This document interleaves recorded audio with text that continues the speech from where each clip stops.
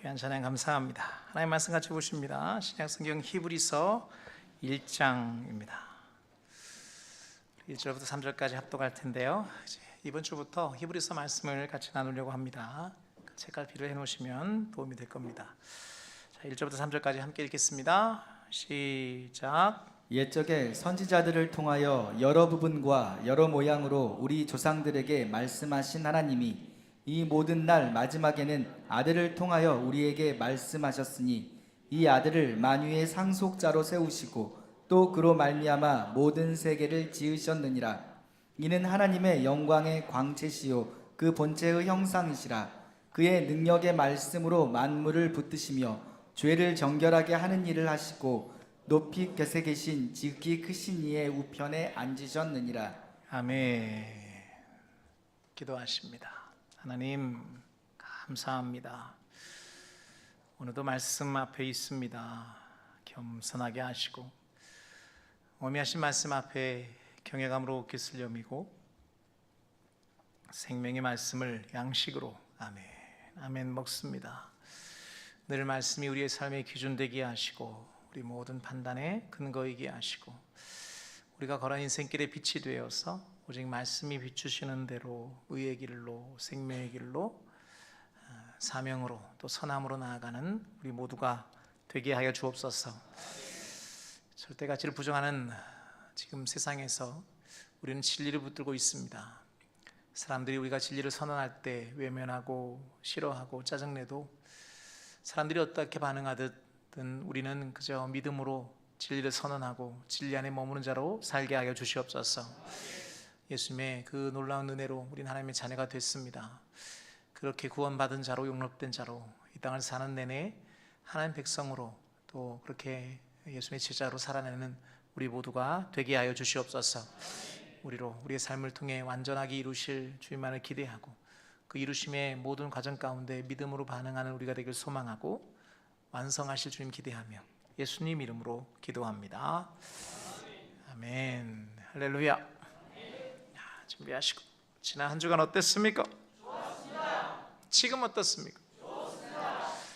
이번 한 주간 어떨 것 같습니까? 좋을 것 같습니다. 믿음으로 여러분 일생이 어떨 것 같습니까? 예수님 덕분에 무지 엄청나게 좋을 것입니다. 할렐루야. 우리의 소망의 이유는 하나님께 있습니다. 그 하나님 변함이 없으십니다. 여전히 우리를 사랑하십니다.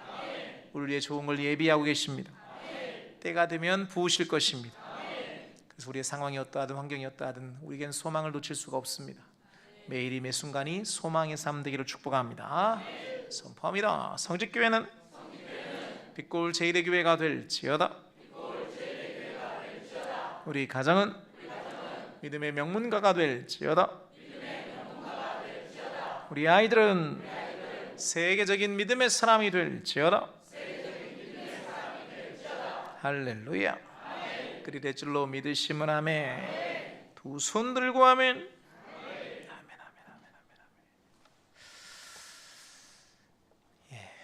지난주까지 율법의 정수라고 하는 신명기 말씀을 통해서 은혜를 나눴습니다. 이번 주부터는 그 율법이 그리스도 안에서 어떻게 성취됐는지를 잘 드러내고 있는 히브리서 말씀을 통해서 은혜를 나누려고 합니다. 히브리서는 신약 성경 가운데 유일하게 저자가 분명하지 않은 서신서입니다. 그래서 학자들마다 바울이 저자다, 아볼로가 저자다, 여러 의견들을 내는데 성경 자체가 드러나지 않기 때문에 그냥 학자들의 주장일 뿐이죠. 저자는 분명하지 않지만 내용을 통해서 저자가 어떤 사람이었는가는 유추할 수 있습니다. 그것은 그가 랍비로서의 교육을 받고 또 헬라적 교양을 지니고 있으면서도 철저하게 십자가 중심의 신앙을 가지고 있는, 그래서 복음에 대한 열심과 또 영적 능력을 갖춘 지도자이거나 교사였음이 분명합니다. 히브리서가 써지게 된 배경은 그렇습니다. 1세기 말 교회가 한참 핍박 가운데 있을 때 핍박의 양태가 로마로부터도 박해를 받았지만 유대교로부터 박해를 받았거든요. 그러니까 유대교에서 개종한 사람들 가운데 다시 유대교로 돌아가려고 하는 그런 모습들이 발견됩니다. 그래서 히브리서 기자는 율법이 말하고 있는 거기에 나와 있는 수많은 제사들과 명령들이 예수 그리스도 안에서 어떻게 성취되었고 그렇게 성취된 그 예수님을 믿음으로 승리했던 믿음의 선진들을 쭉 설명하면서 너희도 고난 가운데 있을 때 그 믿음으로 잘 승리할 수 있도록 권면한, 특별히 구약의 그런 제사나 여러 가지 명령들이 예수 그리스도 안에서 어떻게 성취되는가를 논증하는 변증적 서신으로 되어 있습니다. 그래서 히브리서된 평가가 신약의 레위기다, 아니면 유대교에 대한 기독교의 변증서다, 또는 복음의 내용을 너무 잘 담고 있기 때문에 제2의 로마서다라고도 그렇게 말합니다. 실제로 구약 성경은 예수 그리스도로 인하여 성취됩니다. 그래서 구약의 모든 명령들과 그 제사들은 예수님에 의해서 성취되는, 그래서 구약을 그림자로 또는 모형으로, 예표로 이렇게 드러내죠. 실제로 히브리서는 이렇게 말합니다. 우리 한번 10장 볼래요? 10장 1절 보시겠습니다. 10장 1절 읽겠습니다. 시작. 율법은 장차 올 좋은 일의 그림자일 뿐이요 참 형상이 아니므로 해마다 늘 드리는 같은 제사로는 나오는 자들을 언제나 온전하게 할 수 없느니라. 펜 있는 분들은 전반절에 밑줄 쳐놓으세요. 율법은 장차 올 좋은 일의 그림자일 뿐이요 참 형상이 아니다. 율법은 그림자라는 거죠. 장차 올 좋은 일의 그림자. 바울도 성령 안에서 똑같이 이렇게 얘기합니다. 우리 골로새서 2장 가보실래요? 앞으로 좀만 가셔서 골로새서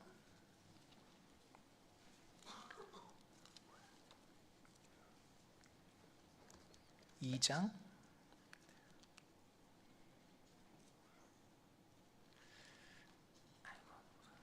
16절 17절 보죠. 읽겠습니다. 시작. 그러므로 먹고 마시는 것과 절기나 초하루나 안식일을 이유로 누구든지 너희를 비판하지 못하게 하라. 이것들은 장래 일의 그림자이나 몸은 그리스도의 것이니라. 아멘. 이것들은 장래일의 그림자이나 몸은 그리스도의 것이니라. 이것들이란 것은 앞에 나와 있는 절기, 초하루, 안식일 이런 겁니다. 율법을 말하죠. 그러니까 율법은 그림자이고 몸은 그리스도의 것이다. 그러니까 율법이 그리스도에게서 온전히 성취되는 거라는 거죠. 그런데 그렇게 말하는 이유가 뭐냐면, 그렇게 성취된 그리스도를 믿음으로 너희가 누리고 있는 이 신앙 안에서 그림자였던 구약의 시대에도 많은 믿음의 사람들이 믿음으로 이겨냈던 것처럼 실체를 경험한 너희가 더욱 믿음 안에서 지금의 고난들을 이겨내라고 권면하고 있는 거죠. 구약의 그림자고 예수님이 몸이라고 하니까 구약은 필요 없다, 그 얘기가 아닙니다. 구약 안에 담겨있는 하나님의 사랑과 그분의 의도와 뜻은 분명히 살아 있습니다. 근데 그것이 예수 그리스도 안에서 온전히 성취된 거죠. 그리고 우린 그 성취된, 예수님으로 성취된 복음 안에서 우리는 신앙을 생활하는 사람들이니까, 예수님을 모르던, 몸된 예수님을 모르던 구약의 성도들도 믿음으로 살았거든요. 아브라함이, 노아가 그렇게 믿음으로 살았던 것처럼 우린 실체를 경험한, 그렇게 예수 그리스도로 인하여 실제적인 은혜를 누리는 우리니까 더욱 믿음으로 살아야 되는 게 당연한 것이죠. 그러니까 처음 1세기 때 쓰여질 때는 유대인들을 위해 쓰여졌지만, 사실 지금도 이 히브리서를 읽는 우리에게 동일한 믿음을 요구하고 계시고, 지금 이 시대에도 1세기처럼 막 생명을 위협하는 고난은 없지만, 사실 신앙 안에 있다는 것 자체가 기본적으로 고난을 전제하니까 그 고난 가운데 타협하지 말고 믿음으로 승리하라라고 히브리서 기자는, 또 성령님은 우리에게 말씀하십니다. 히브리서를 묵상하는 내내 우리 안에 이 믿음의 실체가 살아있어서 또 우리도 믿음으로 승리하는, 그래서 믿음의 본된 선배들처럼 믿음의 본을 따라가는 우리가 되기를 주님으로 축복합니다. 히브리서 기자는 히브리 시작하면서 아예 처음부터 예수님이 어떤 분인가라고 진리를 선언하고 있습니다. 다시 1절부터 3절까지 읽겠습니다. 시작. 옛적에 선지자들을 통하여 여러 부분과 여러 모양으로 우리 조상들에게 말씀하신 하나님이 이 모든 날 마지막에는 아들을 통하여 우리에게 말씀하셨으니, 이 아들을 만유의 상속자로 세우시고 또 그로 말미암아 모든 세계를 지으셨느니라. 이는 하나님의 영광의 광채시요 그 본체의 형상이시라. 그의 능력의 말씀으로 만물을 붙드시며 죄를 정결하게 하는 일을 하시고 높은 곳에 계신 지극히 크신 이의 우편에 앉으셨느니라. 성경 안에서 히브리서 기자의 선언은 분명합니다. 하나님의 아들 예수 그리스도는 만유의 상속자이시다. 만유의 상속자라는 것은 만유의 주인이시다 그런 말입니다. 두 번째, 모든 세계를 지으신 창조주시다. 아멘 할 때까지 할 거야. 창조주시다. 하나님의 영광의 광채시다. 그 영광의 본체 형상이시다. 그리고 죄를 정결하게 하신 일을 하시고 높은 곳에 계신 지극히 크신 이의 우편에 앉으신 분이시다라고 선언하고 있는 것입니다. 전 믿음을 축복합니다. 여러분 안에도 이 진리의 선언이 살아있기를 소망합니다. 제가 왜 이렇게 도전하냐면 우리가 살아가는 세상이 기본적인 패러다임이 포스트 모던 시대를 살고 있으니까 절대 가치를 부정하거든요. 너도 맞고 나도 맞고, 그러니까 너는 너대로 나는 나대로. 그래서 진리를 막 강하게 주장하는 것을 굉장히 불편해하고 거부감을 갖고 그럽니다. 그러니까 우리가 알고 있는 진리를 선언할 때 사람들은 그걸 거부하는 거죠. 그러다 보니까 우리가 진리를 믿고 진리 안에 살면서도 진리이신 예수님을 증언하지 못하는 그런 모습을 보게 되는 거죠.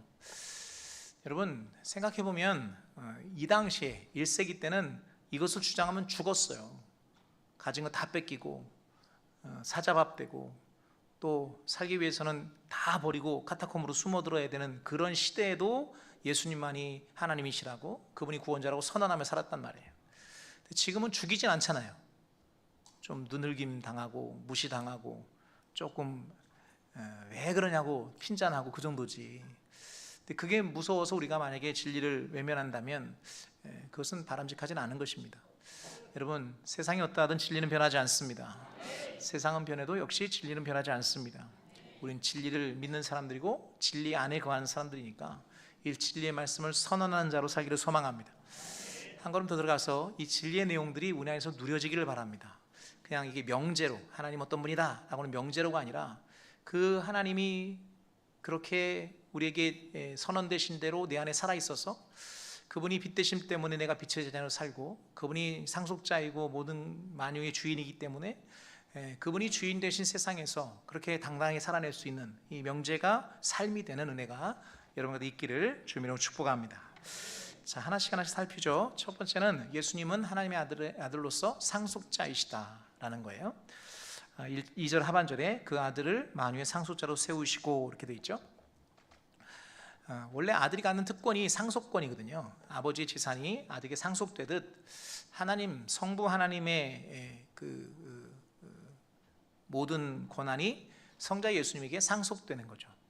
즉 모든 만물이 하나님의 것이듯 하나님의 아들 예수 그리스도가 그 만물의 주인이신 겁니다. 성경이 선언한 것처럼 하나님은 만유의 주가 되십니다. 믿으시면 아멘. 자, 우리 고린도전서 15장 가보세요. 오늘 말씀을 많이 찾을 거예요. 그래서 말씀을 많이 찾고 또 확인하고 오랜만에 손을 잘 많이 움직여가지고 손도 이렇게 깍지도 좀 하고 막 손도 움직여가지고 굳어있던 우리의 손을 오늘 부지런히 돌립시다. 고린도전서 15장 28절입니다. 읽겠습니다. 시작. 만물을 그에게 복종하게 하실 때에는 아들 자신도 그때 만물을 자기에게 복종하게 하신 이에게 복종하게 되리니 이는 하나님이 만유의 주로서 만유 안에 계시려 하심이라. 아멘. 편에 있는 분 하반절에 비줄 주세요. 이는 하나님이 만유의 주로서 만유 안에 계시려 하심이라. 하나님이 뭐라고요? 만유의 주입니다. 모든 만물의 주인이십니다. 성경의 선언처럼 하나님이 만물의 주인이라고 믿으시면 아멘. 이 땅에 존재하는 모든 것이 하나님 거라고 믿으시면 아멘. 네, 성부 하나님 만유의 주이듯 성자 예수님, 상속자이신 예수님도 만유의 주가 되십니다. 자, 사도행전 10장 가세요. 고넬료에게 베드로가 가서 복음을 전합니다. 복음을 전하면서 이렇게 선언합니다. 10장 36절 37절 읽겠습니다. 시작. 만유의 주 되신 예수 그리스도로 말미암아 화평의 복음을 전하사 이스라엘 자손들에게 보내신 말씀 곧 요한이 그 세례를 반포한 후에 갈릴리에서 시작하여 온 유대에 두루 전파된 그것을 너희도 알거니와. 네. 펜 있는 분은 36절 전반절에 몇 줄 쳐놓으세요. 만유의 주 되신 예수 그리스도로 말미암아 화평의 복음이 전해졌다. 예수님이 바로 만유의 주가 되십니다. 하나님이 만유의 주인 되신 것처럼 상속자이신 예수 아들 예수 그리스도도 만유의 주인이 되신 줄 믿습니다. 이어서 히브리서 기자의 선언은 그분이 모든 세계를 지으셨다라고 선포합니다. 하나님이 만유의 주인이신 이유는 그분이 모든 것을 지으셨기 때문입니다. 아들 예수 그리스도가 상속자로서 만유의 주인이시지만 동시에 그분은 하나님으로서 모든 것을 동시에 지으셨습니다. 그래서 그분도 역시 창조주이시고 하나님이신 거죠. 자, 요한복음 1장 가세요.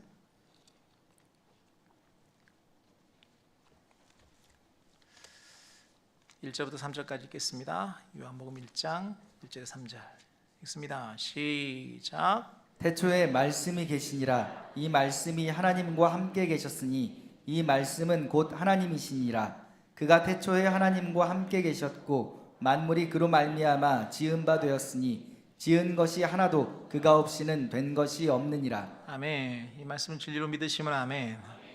예수님이 성육신 하시기 전에 영으로 계실 때 그분은 말씀이셨습니다. 로고스셨어요. 그리고 하나님과 함께 계셨고 그래서 로고스이신 예수님을 하나님이라고 부릅니다. 그리고 하나님이 성부 하나님이 천지를 만드실 때 그분도 함께 계셔서 모든 만물을 함께 만드십니다. 그래서 지은 것이 하나도 말씀이 없이는 예수님이 없이는 된 것이 없다라고 선언하죠. 이렇게 예수님은 창조주이십니다. 한 구절 더 볼까요? 골로새서 1장 가보죠.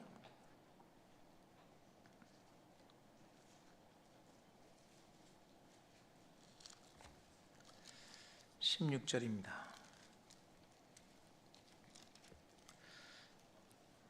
연결되는 말씀이니까 14절부터 읽을까요? 14절부터 16절까지 골로새서 1장 14절에서 16절 시작. 그 아들 안에서 우리가 속량 곧 죄사함을 얻었도다.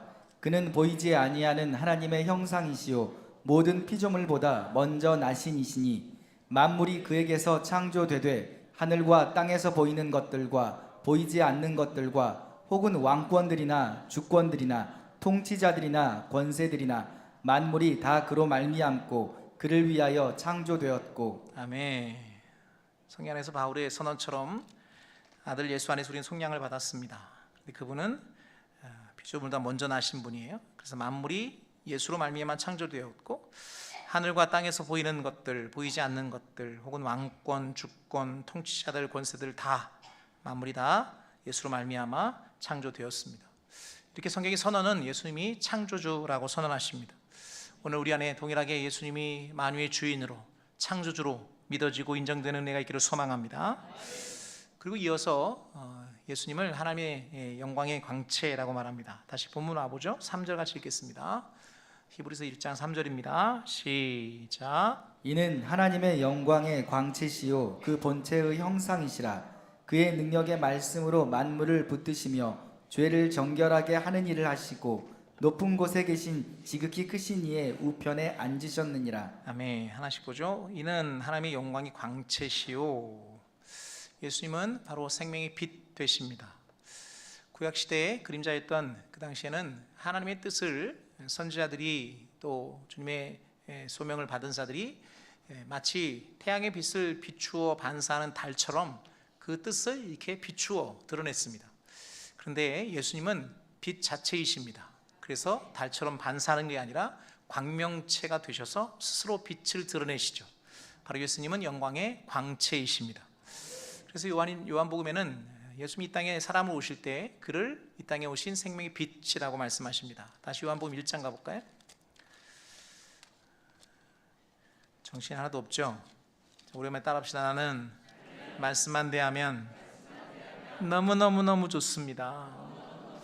기대가 됩니다. 신바람이 납니다. 9절, 요한복음 1장 9절입니다.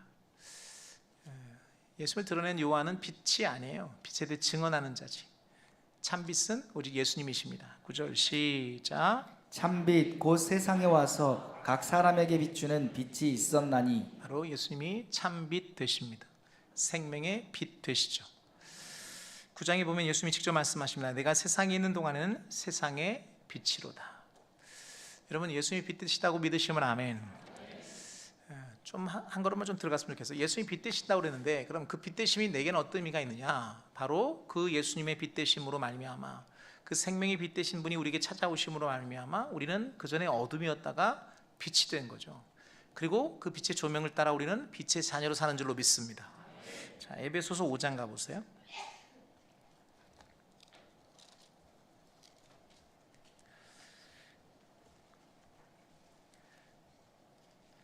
8절 9절 보죠. 에베소 5장 8절 9절. 내게 주신 말씀 읽습니다. 시작. 너희가 전에는 어둠이더니 이제는 주 안에서 빛이라. 빛의 자녀들처럼 행하라. 빛의 열매는 모든 착함과 의로움과 진실함에 있느니라. 아멘. 이 말씀처럼 우리가 전에는 어둠이었는데 이제 빛의 자녀라고 믿으시면 아멘. 그러니까 주님이 빛으로 이 땅에 오셨기 때문에 어둠에 있던 나를 빛의 자녀 삼으셨고, 그분이 빛 되시기 때문에 내가 이제 빛의 자녀로 사는 거죠. 축복합니다. 여러분에게 빛의 자녀됨이 은혜로 누려지기를 축복합니다. 표에 있는 것처럼 빛의 열매들, 착함, 의로움, 진실함이 여러분의 삶에 주렁주렁 열매로 맺히게 되기를 주님으로 축복합니다. 한 걸음만 더 들어가죠. 주님이 빛이셔서 우리에게 빛의 조명을 통해 어둠이었던 우리가 빛의 자녀가 됐습니다. 그리고 우리는 이제 빛의 자녀로 사는 거죠. 근데 빛의 자녀로 살아감에 있어서 빛의 열매인 착함, 의로움, 진실함은 내가 노력하고 내가 애써서 내가 수행해서 얻어낸 열매들이 아니에요. 무슨 말이냐면, 어둠이 사라지는 것은 빛이 들어올 때 사라집니다. 우린 여전히 어둠에 있었던 속성이 있어서 죄의 본성이라고도 하고 우리의 죄성이라고도 하는데, 우린 여전히 어둠의 영역들이 내 안에 있는 거죠. 분명히 빛의 자녀가 됐지만 우리의 연약함 때문에 여전히 어둠의 요소들이 참 많아요. 그래서 우리는 주님이 원하시는 빛의 열매인 착함과 의로움과 진실함을 열매 맺기보다는 어둠의 열매를 훨씬 많이 맺죠. 그러면 우리가 그렇게 어둠의 열매를 맺는 우리를 빛의 열매로 돌이키기 위한 우리의 신앙의 포인트는 어디 있느냐? 내가 이 열매 맺어야지, 착함으로 의로움으로 진실함으로 살아야지 다짐해서 맺어지는 게 아니고, 내가 빛의 자녀가 된 이유가 내가 스스로 빛으로 나아간 게 아니고 빛 대신 주님이 조명하심으로 우리가 어둠에서 빛으로 옮겨졌으니까, 이 어둠의 일을 벗어내고 빛의 옷을 입기 위해 우리는 빛의 조명하심으로 나아가는 거죠. 그 굉장히 다른 겁니다. 내가 착함으로, 내가 의로움으로, 내가 진실함으로 살아내려고 노력하는 것과 그분의 빛의 조명 아래 나를 자꾸 노출하는 것과는 전혀 신앙의 태도가 다른 거예요.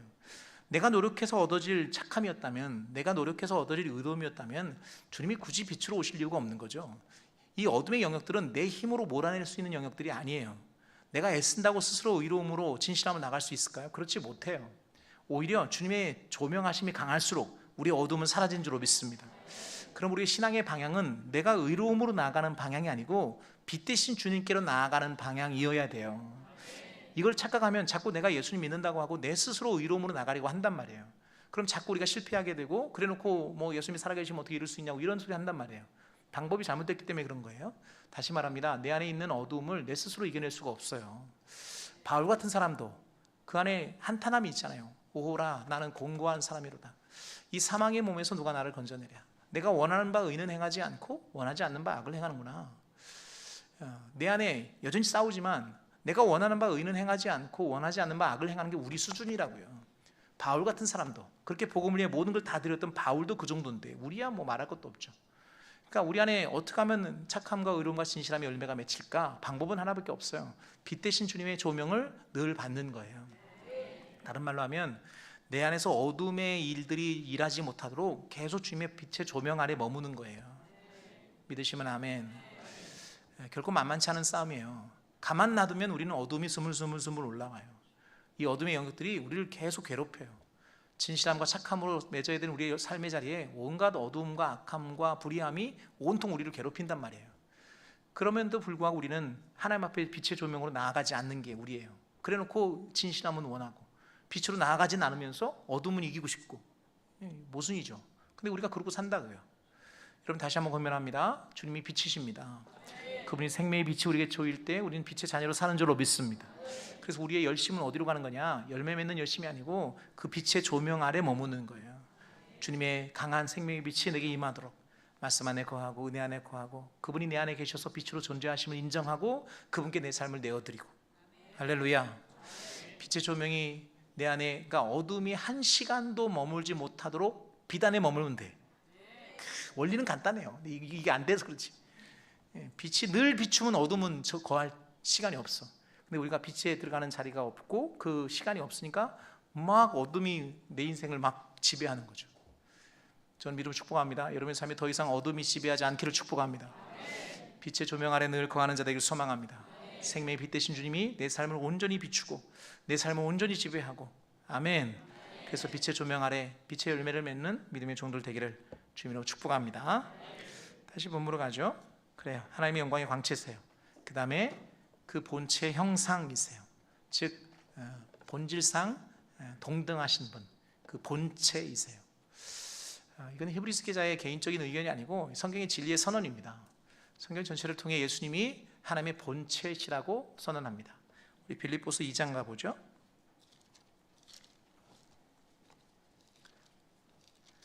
5절부터 8절까지 읽겠습니다. 시작. 너희 안에 이 마음을 품으라. 곧 그리스도 예수의 마음이니 그는 근본 하나님의 본체시나 하나님과 동등됨을 취할 것으로 여기지 아니하시고 오히려 자기를 비워 종의 형체를 가지사 사람들과 같이 되셨고 사람의 모양으로 나타나사 자기를 낮추시고 죽기까지 복종하셨으니 곧 십자가에 죽으심이라. 아멘. 예수님은 하나님의 본체십니다. 하나님과 동등하신 분이세요. 그런데 그래서 우리는 그분을 하나님이라고 부르는 거죠. 근데 그분이 자기를 비워 종의 형체를 가지사 사람으로 오신 거죠. 그 이유는 뒤에서 확인하겠지만 우리 죄를 정결하기 위해서, 우리를 죄에서 구원하기 위해서, 자기 백성을 그들의 죄에서 구원하기 위해 그렇게 오신 것입니다. 근데 본체입니다. 본질상 동등한 분이에요. 그래서 예수님은 하나님이신 줄로 믿습니다. 아까 읽었던 골로새 1장에도 그렇게 말하죠. 그는 보이지 않는 하나님의 형상이시다. 또 고린도후서로 가볼까요? 고린도후서 4장입니다. 사단이 사람들을 미혹하는 이유가 여기 있습니다. 4절 보세요. 고린도후서 4장 4절 읽겠습니다. 시작. 그 중에 이 세상의 신이 믿지 아니하는 자들의 마음을 혼미하게 하여 그리스도의 영광의 복음의 광채가 비치지 못하게 함이니 그리스도는 하나님의 형상이니라. 네, 펜에 있는 분 거기 밑줄 쳐놓으세요. 그리스도는 하나님의 형상이니라. 세상 신 사단을 말하죠. 사단이 하는 일이 뭐냐? 사람들의 마음을 혼미하게 해서 그 영광의 복음의 광채이신 생명의 빛 되신 주님의 광채가 비치지 못하게 하는 거예요. 그게 사단의 목적이에요. 계속 강조하지만 사단이 여러분이 개인적으로 관심이 없어요. 사단이 노린 건 딱 하나예요. 하나님과 우리 사이를 갈라놓는 것, 영광의 광채가 비치지 못하게 하는 것, 생명 은혜를 누리지 못하게 하는 것. 하나님 우리에게 너무 관심이 많으세요. 그래서 우리에게 자녀 삼으시고 우리와 친밀하기를 원하세요. 그래서 하나님의 자녀다움으로 끊임없이 주님을 닮아가는 삶으로 계속 이끄시죠. 근데 사단은 우리에게 관심 없어요. 사단이 노린 건 딱 하나예요. 하나님과 우리 사이를 갈라놓는 것, 생명으로 못 나가게 하는 것, 생명에서 멀어지게 하는 것, 생명의 빛이 조명 아래 서지 못하게 하는 것. 그러니까 앞에서 말한 빛 대신 주님의 조명이 있어야 우리가 어둠의 일을 벗어버리거든요. 근데 우리가 어둠에 머물기를 원하니까 빛으로 못 나가게 하는 거죠. 여러분, 사단의 까불림에 속지 말고 사단의 계획대로 놀아나지 말고 우리 사단의 모든 계략을 물리치고 더욱 빛으로 나가야 될 줄 믿습니다. 그리스도는 하나님의 형상이십니다. 그분의 본체이십니다. 하나님이십니다. 지금까지 선언한 것을 확인할 수 있는 게 뭐예요? 그분은 만유의 주인이십니다. 창조주십니다. 아멘 할 때까지 할까요? 만유의 주인이십니다. 창조주이십니다. 생명의 빛 되십니다. 그리고 하나님과 동등한 본체이십니다. 예수 그리스도는 하나님이십니다. 그 다음에 그런데 이 하나님이 어떻게 하셨다는 거예요? 나의 죄를 정결하기 위해 이 땅에 사람으로 오셨다는 거예요. 자, 다시 본문 히브리서 1장 3절 다시 보세요. 이게 놀라운 은혜입니다. 읽습니다. 시작. 이는 하나님의 영광의 강체시요 그 본체의 형상이시라. 그의 능력의 말씀으로 만물을 붙드시며 죄를 정결하게 하는 일을 하시고 높은 곳에 계신 지극히 크신 이의 우편에 앉으셨느니라. 아멘. 하반절에 죄를 정결하게 하신 일을 하시고 높은 곳에 계신 지극히 크신 이의 우편에 앉으셨느니라. 이게 대속사역의 완성을 말하는데요. 그러니까 죄로 인하여 하나님의 창조하신 세계를 위임받았던 인간이 죄로 인해 그 모든 위임의 권한을 잃어버리고 자유까지 잃어버려서 스스로 부패한, 스스로 하나님께 나아갈 수 없는, 스스로 죄의 문제를 해결할 수 없는 우리에게 하나님이 사랑으로 우리에게 다가오신 거죠. 그분이, 하나님이신 그분이 사람이 되신 거예요. 이건 어마어마한 사건입니다. 성육신, 그분의 낮아지심, 우리 성장 비반 가면 우리가 배우게 되는데, 창조주 되신 그분이 피조물이 되신 거예요. 시간과 공간에 자유하신 그 창조주가 그분이 만드신 시간 안으로, 그분이 만드신 공간 안으로 들어오신 사건이에요. 그러니까 그분이 나를 위해 죽으시고 부활하신 그 사건을 넘어서서 그분이 사람으로 오신 것만도 더 없는 은혜예요. 이건 우리의 머리로 사실 이해가 되지 않는 영역이에요. 이거는 그 크신 사랑을 우리가 다 헤아릴 수 없어요. 실제로 어떤 선교사님의 책에, 선교사님이 인도에 가서 복음을 전하는데 어떤 청년한테 이제 하나님이신 그분이 사람으로 오셨다, 이걸 설명하는데 도대체 이해가 안 되는 거죠. 어떻게 하나님이 이 피조물이 될 수 있냐, 그렇게 낮을 수 있냐, 이해가 안 되니까 듣다 말고 이제 갔어요. 근데 가다가 하나님이 선택한 사람이니까 그렇겠죠. 가는데 길거리에 개미가 막 열심히 일을 하고 있는 거예요. 그래서 개미가 열심히 일하네 그러고 있는데 옆에서 불도저가 공사하느라고 막 이 길을 파헤치고 오는 중이죠. 그러니까 갑자기 이 청년에게 이 개미가 긍휼히 여기는 마음이 생긴 거예요. 저 개미한테, 야 개미들아, 불도저가 오고 있어, 피해 하고 싶은데 인간이 아무리 얘기해도 개미가 알아들을 수가 없는 거죠. 그때 깨닫게 된 거예요. 내가 개미가 된다면 저 개미들한테 가서 지금 불도저가 오고 있으니까 피해야 돼 라고 말해줄 수 있을 텐데, 그래서 하나님이 사람으로 오셨구나 라고 깨닫게 돼서 그 길로 돌아서서 그 선교사님의 복음을 듣고 변화됐다는 얘기를 우리가 그래서 본 적이 있습니다. 여러분, 하나님이신 그분이 감히 사람이 되신 거예요. 이유는 하나예요. 우리를 사랑하셔서. 그러니까 이거 도대체 이해가 안 되죠. 얼마나 사랑하시면 하나님이 사람이 되실 수 있을까? 사실 우리 머리는 다 이해가 되지 않습니다. 물론 하나님의 행하신 자체가 다 이해가 되지 않죠. 그 사랑의 크기도 우리로는 감히 감당할 수 없는 크기입니다. 사람이 되셨어요. 그리고 우리를 위해 기꺼이 죽으셨어요. 여러분, 그렇게 하나님의 사랑으로 구원받은, 그러니까 그분의 피값으로, 그분의, 그러니까 구약에 나와 있는 그림자에 표현되어 있는, 나이가 죄를 지을 때마다 죽어갔던 짐승들의 피가 아니고 창조주의 피로 영원한 속죄를 이루신, 그래서 단번에 구원을 완성하신 그 은혜로 우리는 하나님의 은혜를, 구속을, 또 죄사함을 경험한 자인 줄로 믿습니다. 자, 히브리서 9장 가보세요. 그게 히브리서 기자가 선언하고 있는 내용이에요. 9장 12절입니다. 읽겠습니다. 시작. 염소와 송아지의 피로 하지 아니하고 오직 자기의 피로 영원한 속죄를 이루사 단번에 성소에 들어가셨느니라. 아멘. 염소나 송아지의 피가 아니에요. 짐승의 피가 아니고, 그러니까 구약의 제사가 예수님 안에서 완전히 성취됨으로 그 피비린 나는 짐승을 잡아드리는 제사가 더 이상 무의미하고, 이제 그분 안에서 우리는 감사와 감격의 예배를 드릴 수 있는 거죠. 그분의 피로 인하여 영원한 속죄를 이루셨어요. 예수님의 죽으심, 그러니까 2000년 전 이스라엘 땅에 죽어간 한 청년의 죽음이 왜 오늘 우리에게도 의미가 있냐? 그게 영원한 속죄이기 때문이에요. 그 영원한 속죄의 은혜로 우리는 그 피값으로 우리는 하나님의 자녀된 줄로 믿습니다. 죄사함 받은 줄로 믿습니다. 용납된 줄로 믿습니다.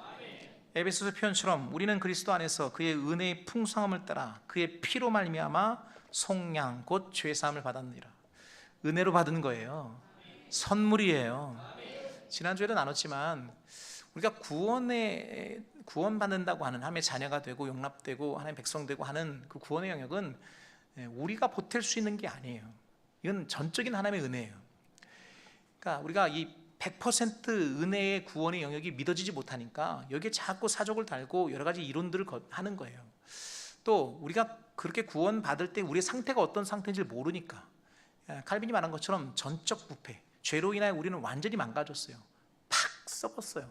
그러니까 우리 안에 의로움을 판단할 분별력도, 의로움으로 나아갈 힘도, 의로움을 기대할 만한 어떤 것도 없는 상태예요. 내가 노력하고 의로워질 수 있는 근거가 내게는 없어요. 아예 불가능한. 그러니까 하나님이 그런 우리를 사랑하셔서 오셔서 죽으신 거죠. 만약에 우리가 노력해서 얻을 수 있는 구원이라면 하나님이 굳이 사람으로 오실 이유가 없어요. 그러니까 우리가 만약에 하나님의 구원에 뭔가를 내가 보태서 구원을 이룬다고 말하는 것은 어떤 거냐면 그분이 완성하신 구원을 폄훼하는 거예요. 모욕하는 일이에요. 우리가 노력해서 얻을 수 있는 수준이 아니라니까요. 우리는 완전히 썩어서 완전히 부패해서 완전히 상실됐기 때문에 전적 부패로 인해서 우리는 의를 이룰 수도 의를 분별할 수도 의로 나아갈 힘도 없어요. 우리로서는 의로 나아갈 근거가 없단 말이에요. 그래서 은혜인 거죠. 그분이 100% 우리에게 주신 그 은혜가 우리를 구원하는 거예요. 아멘. 근데 시대가 자꾸 바뀌면서 하나님의 구원을 훼손하려고 하는 시도들은 계속되고 그것이 여러 가지 교묘한 말들과 신학이라는 이름으로 또 아주 사탕발림된 수많은 그런 인본주의적인 가치들로 그걸 자꾸 해석하려고 한단 말이에요. 여러분, 진리는 그냥 진리예요. 시간이 아무 지나도 1 더하기 1이 2가 되지 1 더하기 1은 2가 되지 참 1 더하기 1이 3이 되진 않아요. 예수님은 우리를 위해 죽으심으로 그 대속의 은혜로 그 핏값으로 우리가 구원받은 겁니다. 이건 100% 은혜예요. 거기 우리가 뭘 끼워 넣을 수가 없어요. 거기에 어떤 이론을 갖다 붙여도 자꾸 주님이 완성하신 구원을 뭘 자꾸 사족을 달거나 거기에 뭘 자꾸 뭘 해서 뭘 이루라고 하는 쪽으로 가면 안 돼요. 이단들이 그걸 이용하고요. 물론 성경에 이런 표현이 있어요. 너희 구원을 이루라 그런 표현이. 근데 여기서 말하는 구원은 용납됨의 구원을 말하는 게 아니에요. 구원받은 자의 성화를 말하는 거예요. 하나님 백성된 자들이 백성다움의 삶을 살아는 그리스도의 장성한 분량에 이르는 것은 계속 이루어야 돼요. 그러나 그분께 용납되는 구원은 내가 한 게 아니에요. 내가 이루는 게 아니에요. 이건 은혜예요. 선물이에요. 아멘. 이거는 확실하게 우리 안에 살아 있어야 돼요. 그리고 그것이 우리에게 어떤 의미를 다가오냐면 그 구원의 이루심이 내 안에 확신으로 다가오니까 아까 말한 구원을 이루라고 하면 성화의 삶으로 나아갈 수 있는 거예요. 즉 내가 용납됨의 구원이 내게 확실히 없으면 그분을 닮아가는 성화의 삶으로 나아갈 수가 없다니까요. 사단이 끊임없이 우리의 구원을 흔드는 이유가 여기 있어요. 주님을 닮아가는 성화의 삶을 못 나가기 위한 그의 전략이에요. 내가 구원의 확신이 없는데 내가 하나님의 백성으로 어떻게 살겠어요? 여러분, 내가 구원받는데 아무것도 보탠 것이 없듯 우리의 연약함이 우리의 구원을 하나님이 창세전에 선택하시고 그분이 완성하신 구원으로 내게 허락된 이 구원이 취소되지 않는다고요. 아멘. 자, 옆 사람한테 알려주세요. 그리스도 안에서 당신이 하나님 자녀된 것을 당신이 어떠함 때문에 취소하지 않습니다. 너무 긴가? 아무튼 해봐요. 여러분이 배운 대로. 자, 시작.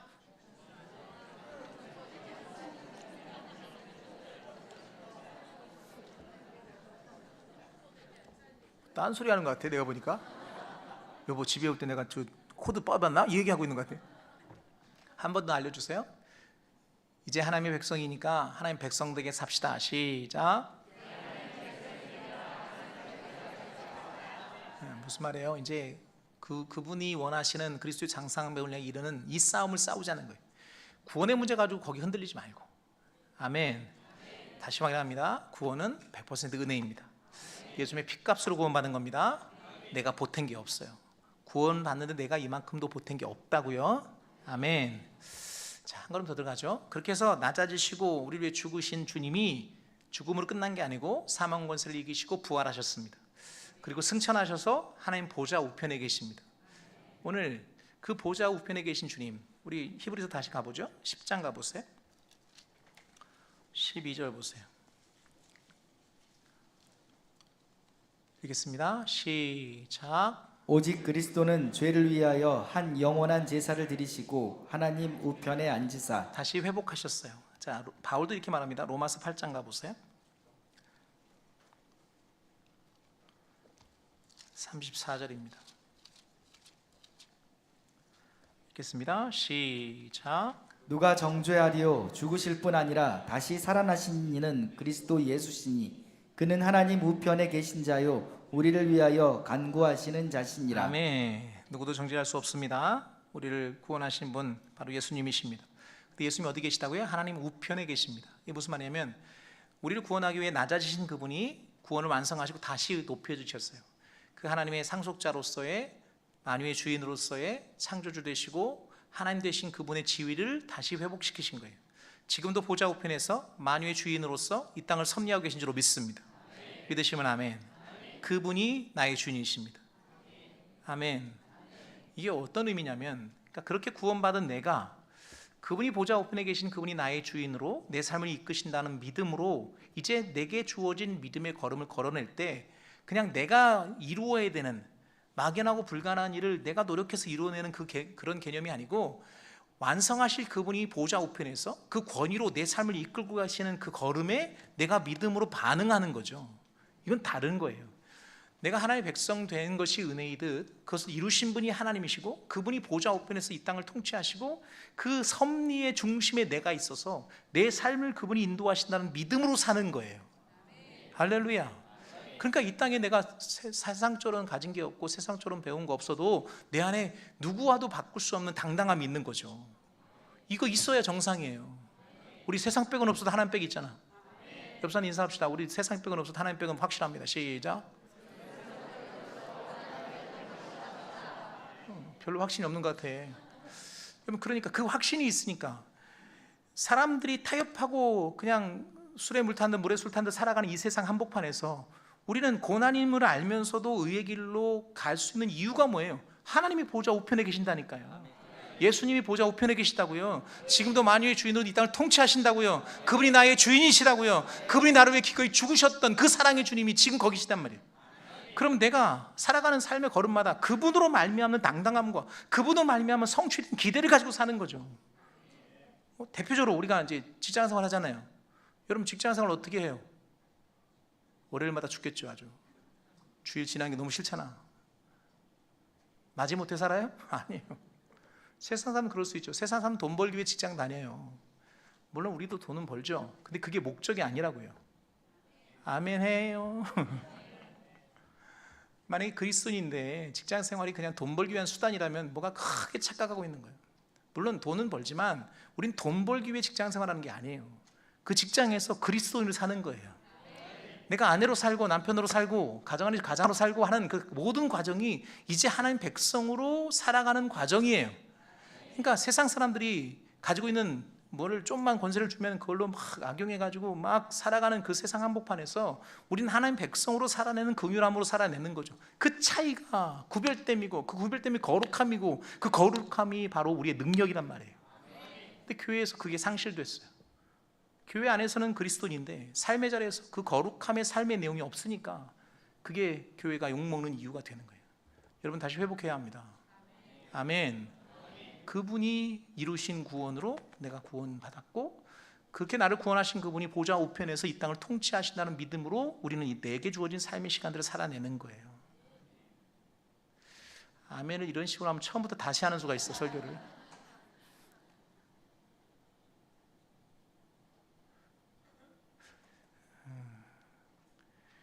물론 쉽지 않죠. 그러니까 세상이 워낙 악하고 거짓과 불의가 팽배한 세상이니까. 그런데 그렇게 살아가는 것이 고난인 줄 알면서도 우리가 갈 수 있는 이유는 딱 하나예요. 우리가 만약에 이루어야 된다면, 우리 힘으로도 이루어야 된다면 그건 시도도 하지 말아야죠. 아예 안 되는 거니까. 그런데 하나님이, 나의 주님이 보좌 우편에서 그리고 만유의 주인 되신 그분이 지금도 섭리하고 계시다고 믿기 때문에 그 섭리의 핵심에 내가 있다고 믿으니까 내가 주어진 삶에서 하나님의 백성으로 사는 거죠. 하나님의 자녀로 사는 거죠. 용납된 자로 사는 거예요. 그게 우리의 삶의 내용이란 말이에요. 그러니까 하나님이, 예수님이 어떤 분이다, 이 명제가 그냥 명제로 남아있으면 의미가 없어요. 그 명제가 내게 어떻게 믿음으로 다가오냐고요. 그분이 상속자 되심이 내가 동일한 상속자로 천국을 소망하는 자로 살고, 그분이 창조자 되시고 만유의 주인 되시고, 그분이 이루신 구속의 대가로 내가 구원받았고, 그분이 다시 승천하셔서 여전히 하나님 우편에 계신 그 권세로 내가 이 땅을 살아가는 힘이 된다면 그분이 대한 명제가 내 안에 살아있는 신앙으로 살아내지는 거죠. 좀 우리에게 필요한 건 이겁니다. 여러분, 예수님이 어떤 분이라 아는 거 그게 중요한 게 아니에요. 그 명제가 내 삶에 살아있어야 된단 말이에요. 빛 대신 주님이 내 안에 빛의 자녀됨을 누릴 수 있는 근거가 돼서 내가 어둠을 물리치기 위해 빛의 조명 아래 서는 이유가 되고 근거가 되는 거죠. 내가 여전히 어둠에 살 수 없잖아요. 왜 하면 안 해? 어둠에 살 거예요. 언제까지? 어둠에 살 수 없잖아요. 전에는 어두웠지만 이제 빛의 자녀 됐잖아요. 그럼 이제 빛의 자녀로 살아야 되잖아요. 그분이 빛이 아니라면 우리가 어떻게 빛의 자녀로 살겠어요? 여전히 어둠의 그 습성이 우리 안에 남아있는데, 좀만 방심하면 스멀스멀 그 우리 안에 일어나는 그 어둠의 습성들이 얼마나 많냐고요. 근데 그게 감히 어둠을 물리치고 빛의 자녀로 살 수 있는 이유가 뭐예요? 그분이 빛이시라니까요. 하나님의 광채시라니까요. 이 땅에 빛으로 오셨단 말이에요. 그리고 빛으로 우리를 어둠에서 건져내셨다고요. 우린 그렇게 빛의 자녀가 됐다고요. 그러므로 우리는 빛으로 살아낼 힘이, 근거가 있는 거죠. 오늘 예수님에 대한 명제가 그냥 명제로 남아있지 말고 오늘 내 안에 믿음으로 누려지고 내 안에 살아내시는 우리가 되기를 주님의 이름으로 축복합니다.